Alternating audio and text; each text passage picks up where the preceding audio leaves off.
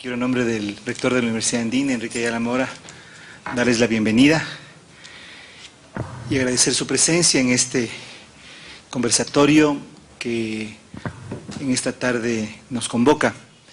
Tenemos el gusto de tener entre nosotros esta noche a Eric Herzberg, un viejo amigo, no porque sea viejo, sino porque tenemos ya algunas décadas de amistad, quien es profesor de Ciencias Políticas y director del Centro de Estudios Latinoamericanos en The American University.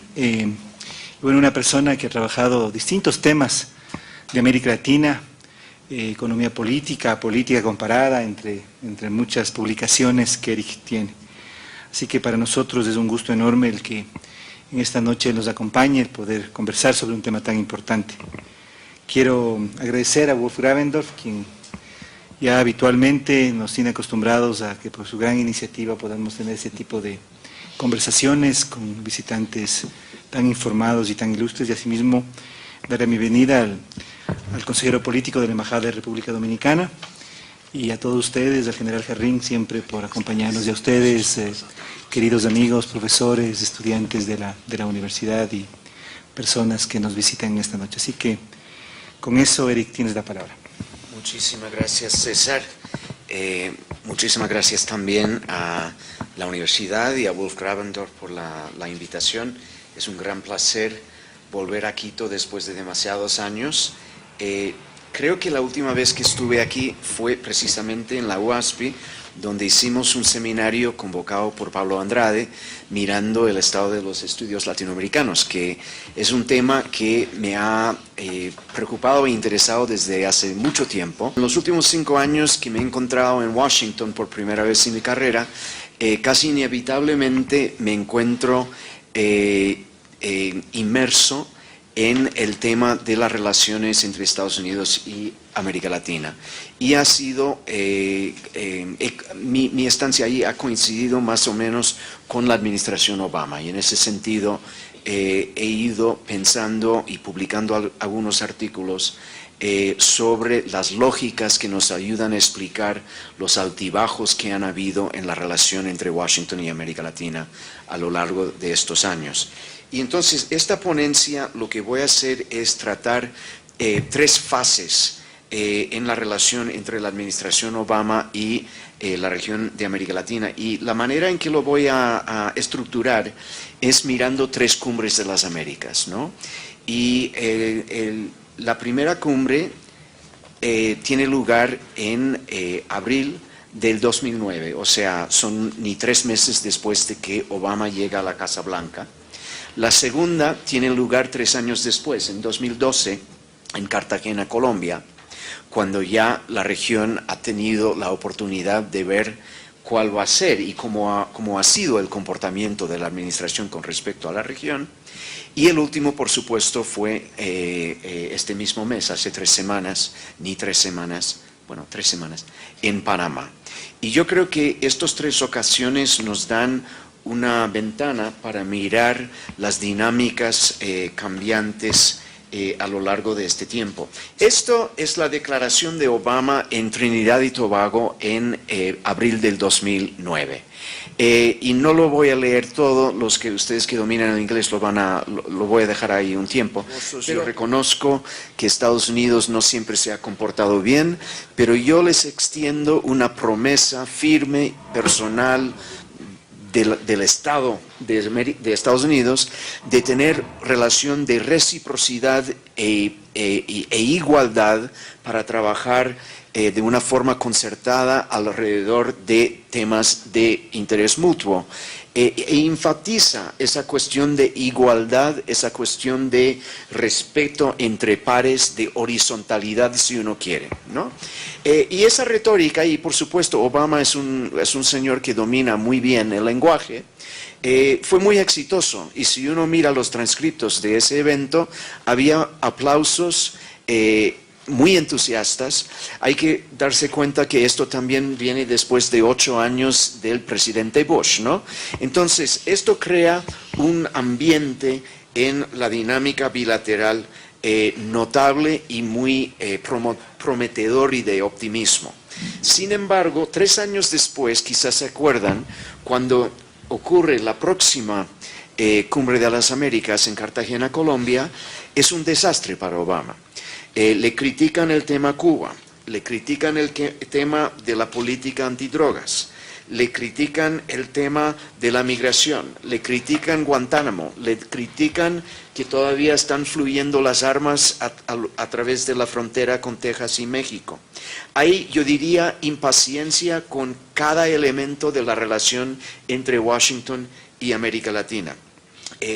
Creo que algo que no se había comentado mucho, pero yo tengo claro fue fundamental, es también una enorme frustración y hasta resentimiento por la medida en que la retórica y las actitudes, los comportamientos de las embajadas y de los oficiales en la burocracia de la política extranjera de Estados Unidos no cumplieron estas promesas de Obama. Había patrones de prepotencia, faltas de consulta,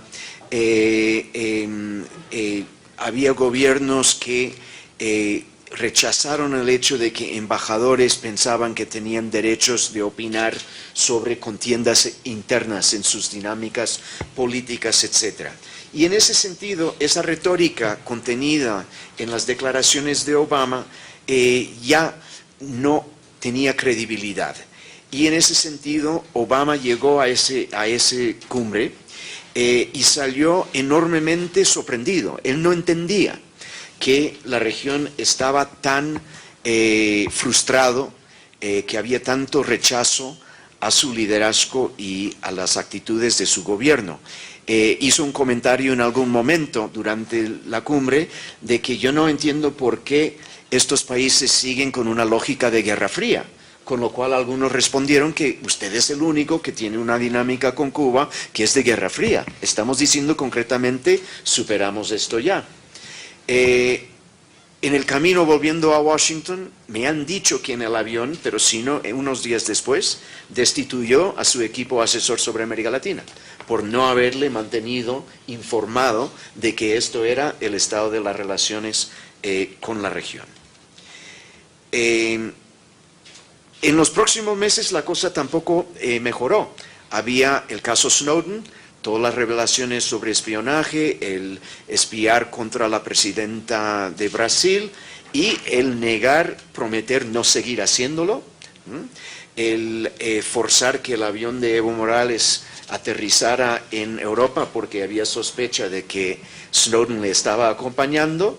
O sea, todo esto crea una actitud en que yo diría que si hubiéramos tenido esta conversación hace un año o 15 meses, habríamos dicho que la región en general ya había decidido que Estados Unidos no iba a ser un socio privilegiado en temas de cooperación a nivel de los ejecutivos, ¿no? Había un nivel de rechazo que una región con ya menor dependencia económica, con más sentido de autonomía política, en la medida en que Estados Unidos no iba a ser un socio estilo de lo que Obama había prometido, bueno, pasamos de Estados Unidos, ¿no? Sin embargo, ya llegado abril en Panamá, yo creo que lo que vemos es el retorno del ambiente de Trinidad y Tobago hace 6 años. Y la pregunta es entonces, ¿qué ocurrió para que hubiese a lo largo del último año un cambio que para mí me parece muy fundamental con respecto a lo que vimos en el 2012 en Cartagena? Quiero tratar en esta ponencia examinar no solamente qué es lo que explica los comportamientos de la administración Obama en sus primeros años que llevaron a esa situación de tensión en Cartagena, sino también que explica el giro que ha habido a lo largo del último año y sobre todo los últimos 6 meses, que yo creo que ha replanteado la naturaleza de las relaciones entre Estados Unidos y América Latina. Y con eso voy a concluir con algunas observaciones sobre lo que yo pienso podemos esperar en lo que queda casi 2 años de la administración Obama. Entonces, la primera parte es la cuestión de cómo explicamos que a pesar de esta retórica de colaboración, de igualdad, de reciprocidad, vimos un patrón a lo largo de la administración, sus primeros 4 o 5 años, que no cumplieron esas metas.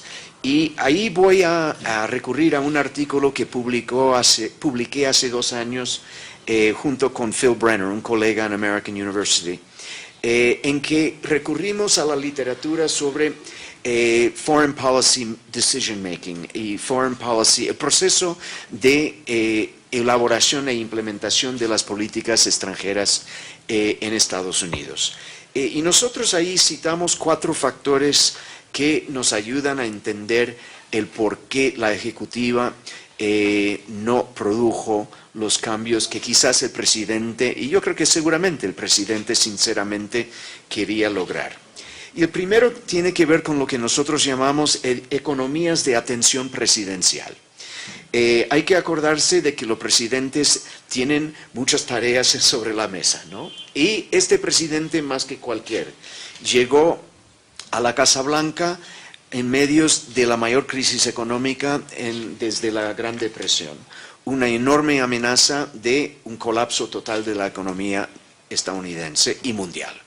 Segundo, relacionado con eso, tenía una prioridad muy compleja políticamente de por primera vez lograr un sistema de cobertura universal en el sector salud. Estas 2 cosas implicaban un gasto en tiempo y de capital político enorme.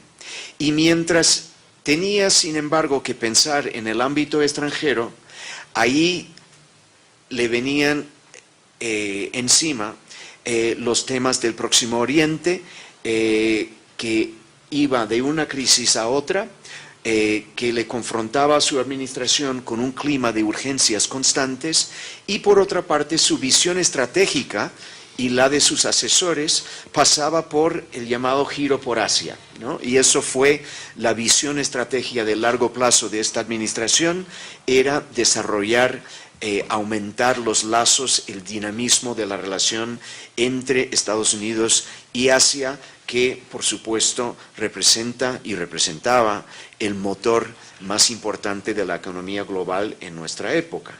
Y en ese contexto, un presidente que sabía poco de América Latina, que nunca había estado, o si había estado muy brevemente, que no hablaba español, no tenía enorme interés en la región, no había ninguna amenaza a la seguridad de Estados Unidos proveniente de la región, era muy fácil, dado las economías de atención presidencial, a que estas declaraciones se olvidaran o no se tradujeran en acciones concretas, ¿no?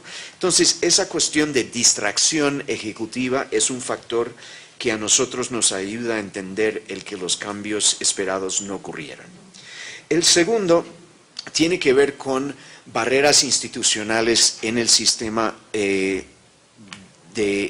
político de Estados Unidos. Y eso tiene que ver por un lado con el Congreso y por otro lado con la burocracia, sobre todo, pero no exclusivamente, burocracia en el Departamento de Estado. Primero, en una serie de temas que eran importantes para América Latina, había resistencias muy fuertes, tanto en el Congreso como en el Departamento de Estado y agencias paralelas con respecto a estas áreas de políticas públicas. Política antidroga, había intereses muy enraizados que tenían un compromiso con la paradigma de larga data.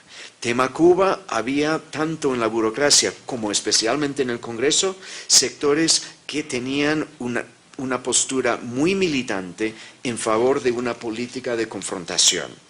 En temas como migración también había dentro del sistema político reticencias muy fuertes para que la administración lograra un acuerdo con el Congreso para una reforma del sistema migratorio que implicaba normalizar las circunstancias de unos 10 millones de ciudadanos de América Latina residentes en Estados Unidos.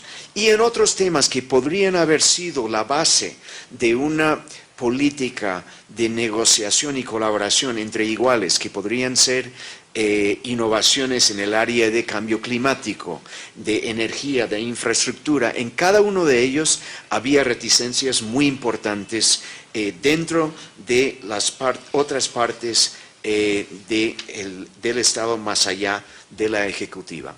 Y es importante porque el papel del Congreso y la relación entre el Congreso y Departamento de Estado en particular es esencial para entender continuismos aun cuando ejecutiva quiere cambiar la cosa.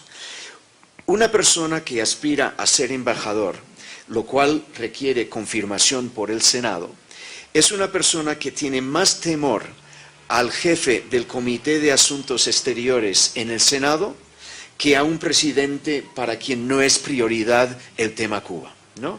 Entonces, si uno tiene, y es la situación, a un senador demócrata como Robert Menéndez, que a principios del 2009, cuando llega Obama, le dice: señor presidente de mi mismo partido, yo voy a hacer todo lo que puedo para avanzar su agenda, transporte, agricultura, Afganistán, lo que usted quiere.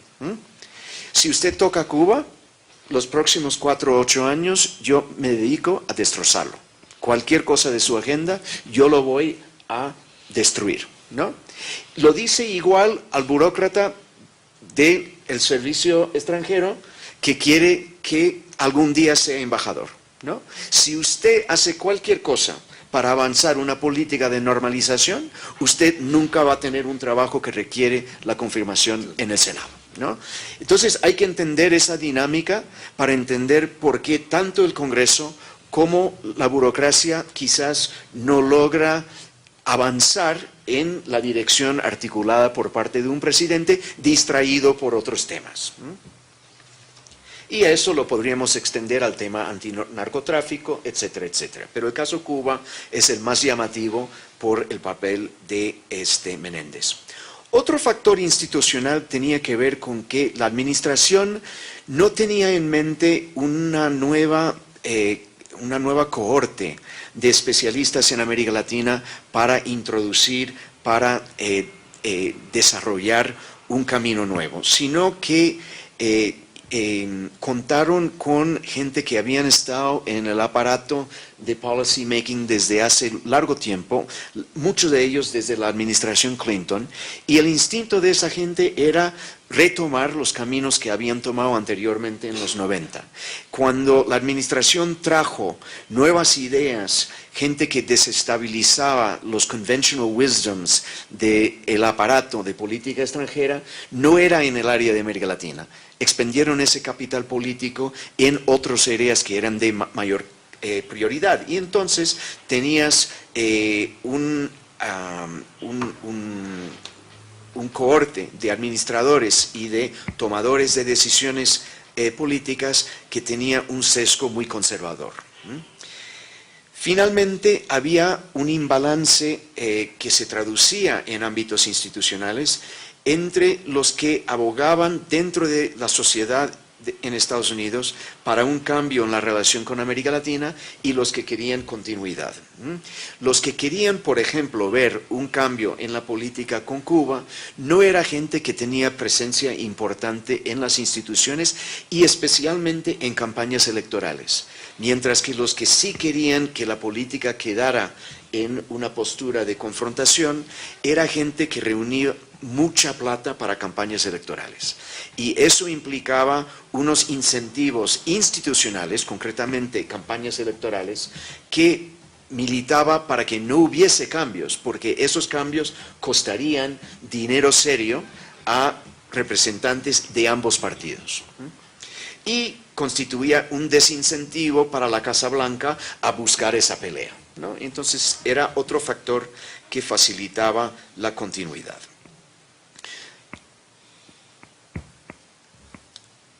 Sin embargo, lo que vemos, y bueno, puedo decir un poco más, pero lo voy a dejar por ahora, acerca de lo que sí surgió como políticas de Estados Unidos con respecto a la región, y creo que lo más interesante es la Alianza del Pacífico. Lo voy a dejar por ahora, pero creo que hay una explicación del por qué ese fue la iniciativa que se convirtió en algo que la administración declarara como algo innovador. No creo que fue tan innovador, pero es interesante reflexionar sobre cómo eso se convirtió en algo prioritario. Pero lo voy a volver a eso cuando tenemos una conversación, si quieren. Ahora la pregunta es, ¿qué cambió tan fundamentalmente cuando llegaron a Panamá?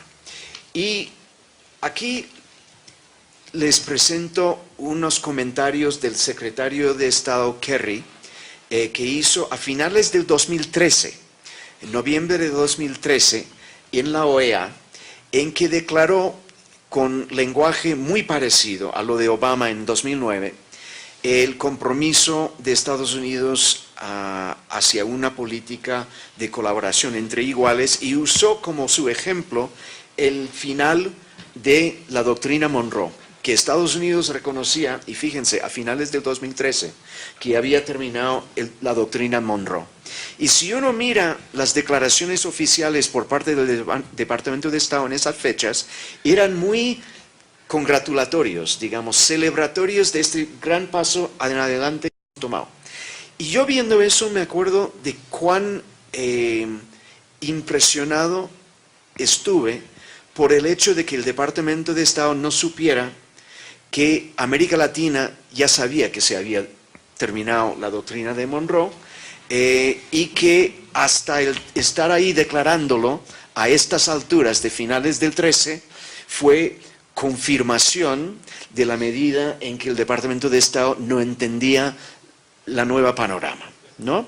Es decir, que a contrario de lo que sería la narrativa prevaleciente dentro del Departamento de Estado, yo discrepo de la idea que ha sido declaraciones como esta de Kerry a finales del año pasado que nos ayudan a entender a dónde hemos llegado. Y fíjense que esto es el 18 de noviembre, fecha importante de 2013. Yo creo que es a partir del 20 de noviembre, no del 18, que entramos en un camino que nos llevó a la dinámica de Panamá en abril de 2015. Digo en noviembre de 2014 es cuando verdaderamente empieza a cambiar la cosa. ¿Qué cambia? Lo que cambia no es retórica, porque retórica funcionó en 2009, cuando todo el mundo tenía el lema alrededor de Obama de sí se puede, todo el optimismo, todo lo que representaba Obama. Yo creo que en el 2013 este tipo de retórica no funcionó. Sin embargo, hay cosas que sí funcionaron. Y una primera explicación para lo que sigue es que cuando Brenner y yo escribimos ese artículo y hablábamos de los factores en los procesos de tomar decisiones que implicaban que una ejecutiva estaba súper constreñido por estos otros espacios dentro del aparato estatal y la dinámica de la sociedad, olvidamos un tema importante. Y eso era que a final de un mandato renovado de un presidente, porque claro, nosotros tenemos solo una reelección, o sea que después de 4 años, si te reeligen, cuando llegas a 6 años y hay las legislativas en el año 6, ya no te queda ninguna elección, ¿no? Y todo el tema ahora es el legato que va a tener el presidente, ¿no? Y Obama llega al comienzo del año 6 con un enfoque absolutamente intenso en la cuestión de su legado. Y lo vemos en un sinnúmero de áreas que tienen relevancia para América Latina. Y que son áreas en que si pudiera haberlo avanzado anteriormente sin dificultades, lo habría hecho. Pero por el contexto institucional y por la polarización interna que implicaba resistencias dentro de la legislativa a casi cualquier cosa que quisiera hacer, solo era a base de decretos que él podía realizar esos avances. Y entonces empieza en noviembre, en los días después de las legislativas, noviembre de 14, una serie, uno tras otro, de decretos viniendo de la Casa Blanca, provocando gritos de protesta de su oposición en la legislatura, pero aplausos de América Latina. Y lo vemos uno tras otro. El primero y lo más, el primero fue el anunciar un cambio unilateral por parte del Ejecutivo en la situación migratoria de unos 5 millones de residentes en Estados Unidos, ¿no? Que en el contexto de una incapacidad y una oposición por parte de la legislativa de reconocer los derechos, los intereses de esos casi 5 millones de latinoamericanos, Obama unilateralmente hizo una intervención en que no solamente propuso cambiar el estatus legal de esa población, sino que también articuló esas medidas en términos tanto de los intereses de Estados Unidos como en términos morales y de lo que era correcto y lo que era, lo que implicaba una relación civilizada entre Estados Unidos y esas poblaciones. Segunda cosa que hizo, y esa medida atrayó apoyo sobre todo en México y Centroamérica, ¿no? Que eran los países más afectados por la situación. En ese mismo mes, la administración anuncia que está proponiendo $1.000 millones para cooperación para enfrentar los temas de miseria económica y violencia cotidiana que estaban afectando a los países del Triángulo Norte de Centroamérica y que por primera vez incluyó un discurso de que iban más allá del programa CARSI, del Central American Regional Security Initiative, que había sido algo diseñado muy unilateralmente y muy sesgado hacia ayuda militar y en el área de seguridad. Un discurso muy distinto, y nota de pie de página, voy a volver a eso, liderado por el vicepresidente Biden. Y es cierto que a lo largo de 2014 uno ve cada vez más que Biden y no el Departamento de Estado es la persona clave para política con América Latina. Y voy a decir el porqué en un minuto, pero es importantísimo. Y luego viene en diciembre lo de Cuba, ¿no? Viene las declaraciones simultáneas el 17 de diciembre por parte de Obama y de Raúl Castro, prometiendo un esfuerzo por parte de los dos presidentes a llegar a la restauración de relaciones diplomáticas y a, entre comillas, la normalización de las relaciones bilaterales. Tema aplaudido a lo largo de todo el hemisferio. Y ahí es interesante que tanto en Cuba como en Estados Unidos los presidentes habían estado negociando esto desde hace 18 meses aproximadamente, de forma secreta, con representantes delegados directamente desde la Ejecutiva, no a través del Ministerio de Relaciones Exteriores de Cuba y no a través del Departamento de Estado de Estados Unidos. Era con representantes muy cercanos a Obama que mantenían con autoridad directa del presidente y en consulta constante con el presidente la negociación con sus contrapartes que tenían esa misma relación con Raúl Castro. Y es muy interesante porque la Casa Blanca, yo creo, ya se dio cuenta a finales del 13, comienzos de 14, que el Departamento de Estado no estaba en condiciones para lograr lo que ellos necesitaban en su relación con América Latina. Y había una preocupación no solamente con el legado del presidente, que era fundamental, sino también con una fecha clave que iba a determinar las posibilidades de ese legado, que fue la cumbre en Panamá. Estaba claro desde la cumbre en Cartagena que si Estados Unidos no cambiara su política de tal forma que Cuba apareciera invitado y llegaba a la cumbre, muchos países de América Latina no iban y por tanto la cumbre o no se celebrara o sería un enorme fracaso y la culpa iba a ser contra Obama. Eso sería el regalo, el último regalo de su mandato de Obama a la región y a la relación de Estados Unidos con la región.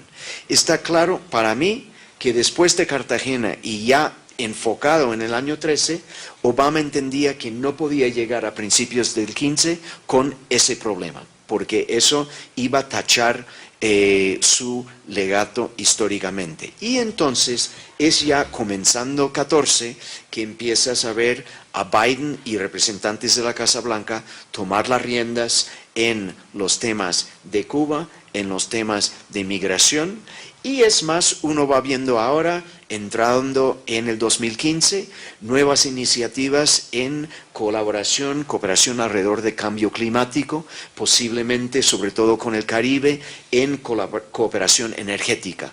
O sea, el tipo de temas que son de mayor interés que lo tradicional de drogas, de seguridad,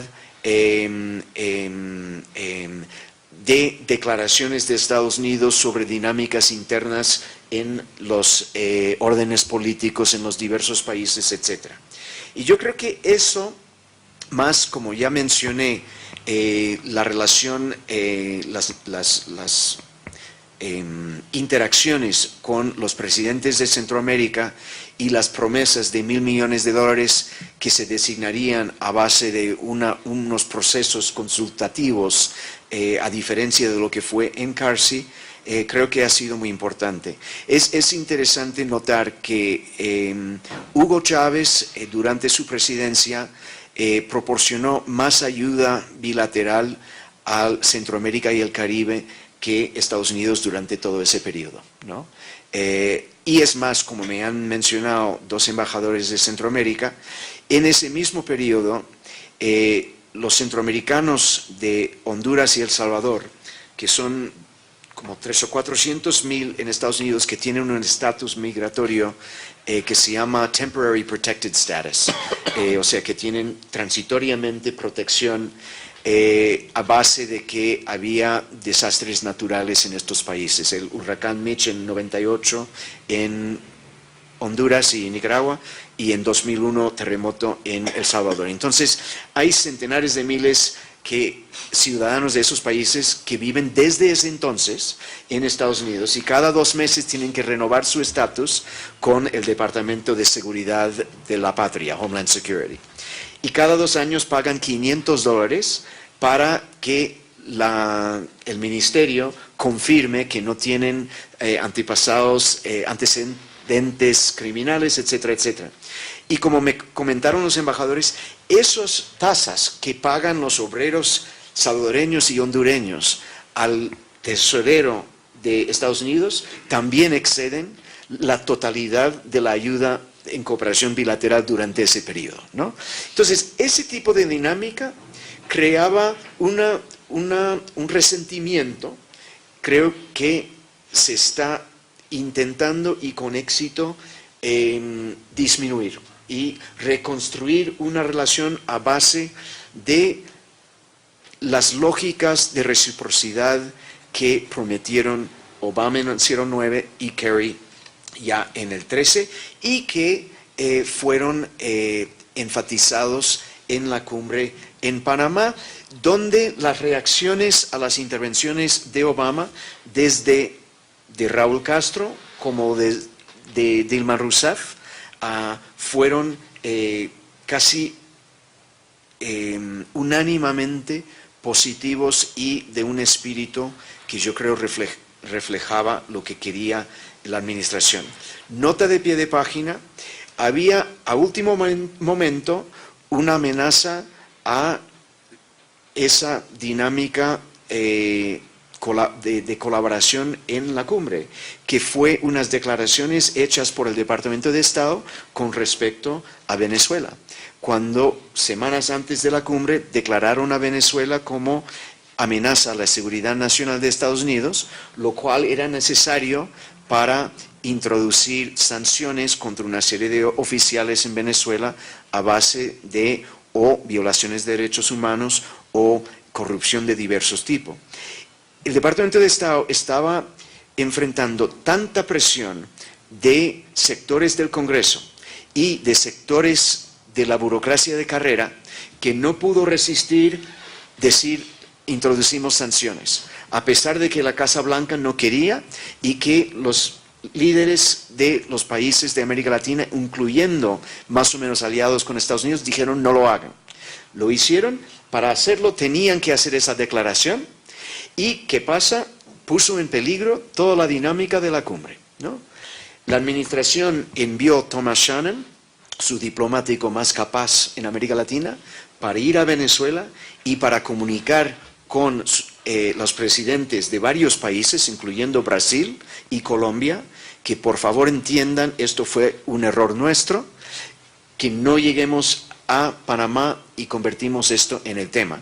Y el asesor en la Casa Blanca que negoció el acuerdo con los cubanos salió públicamente diciendo que fue un error, pidiendo disculpas y diciendo que la administración reconocía que Venezuela no constituía ninguna amenaza a Estados Unidos, ¿no? Y eso fue para recuperar lo que había sido un mini caso de la undermining, ¿no? Socavar de un avance de la ejecutiva por parte de la burocracia y la legislativa, y creo que tuvo éxito, como vemos en la cumbre.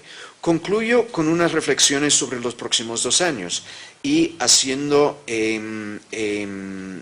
anclando esto en las observaciones del paper mío con Brenner y de esa cosa que agrego, la importancia del legato. A mi parecer, las perspectivas para los casi 2 años que quedan de la administración Obama con respecto a América Latina son bastante positivas. Él va a seguir enfatizando que temas como la migración, la reforma migratoria, la normalización con Cuba, van a ser parte de su legado. Igual el tema de cambio climático. Yo anticipo ver iniciativas, puede que sean preliminares, pero que van a establecer una agenda de la próxima década de colaboración alrededor de temas de cambio climático que puede motivar a contrapartes en América Latina a querer colaborar con la Casa Blanca y con el Estado en Estados Unidos. Por otra parte, para hacer eso, creo que vemos que la administración ya tiene un compromiso en esta serie de temas de pasar alrededor del Departamento de Estado y de dar órdenes al Departamento de Estado y monitorear a base de la Casa Blanca con personas con acceso al presidente de que estos instructivos se observen, ¿no? Y creo que lo van a continuar haciendo precisamente porque es parte del legato del presidente.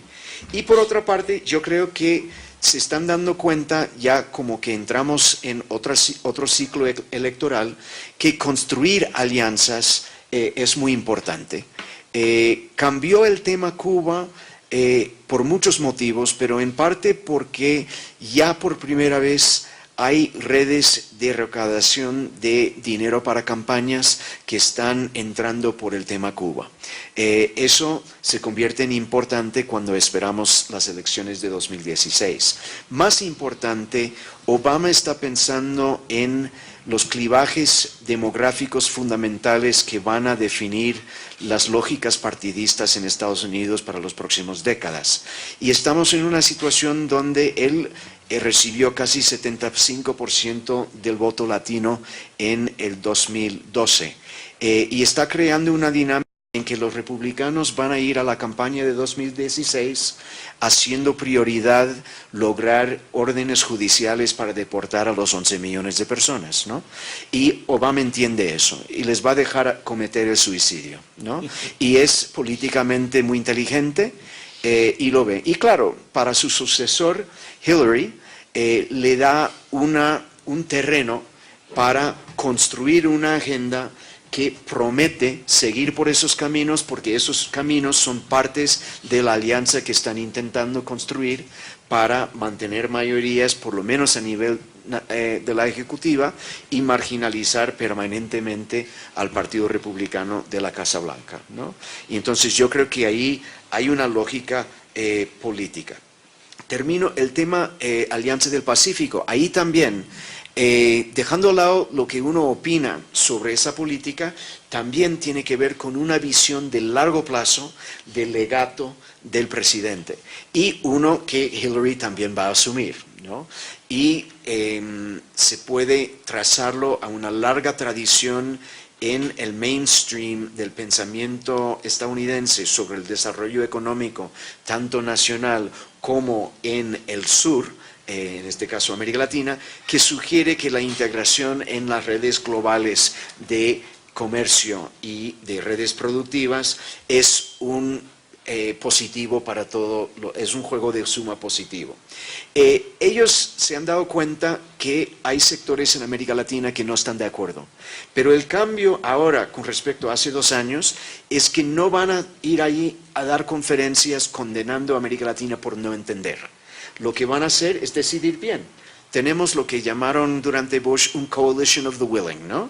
Una coalición de los que compartan la postura con nosotros. México, Perú, Chile, quizás Colombia, quizás Panamá y Costa Rica, y con eso avanzamos. Y con los demás, en vez de darles lecciones de economía, en vez de darles lecciones acerca de su inmadurez económica y política, vamos a comunicar respeto y dejar que sigan por el camino que prefieren. Y cuando llega Dilma Rousseff ya para una visita en la Casa Blanca, que van a dar mucho festejo a ello, van a estar buscando áreas de convergencia para construir esa relación y no estar enfocando en temas del pasado que para el presidente no tienen que formar parte de su legato del futuro. Ahí lo dejo.